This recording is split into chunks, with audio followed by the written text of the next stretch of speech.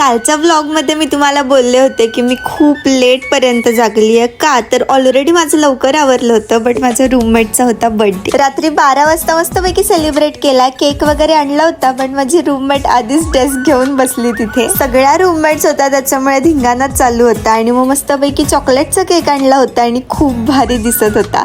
त्याच्यामुळे कॅन्डल वगैरे पेटवली आणि खूप भारी सेलिब्रेट केलाय बर्थडे. केक कट केला आणि मग सगळ्यांनी तिला भरवला केक. आता जरा सगळ्यांचेच बर्थडे चालू झालेत असं वाटतं, त्यामुळे खूप भारी असं सेलिब्रेट केलाय बर्थडे आणि सगळ्यांचा गोंधळच चालू होता.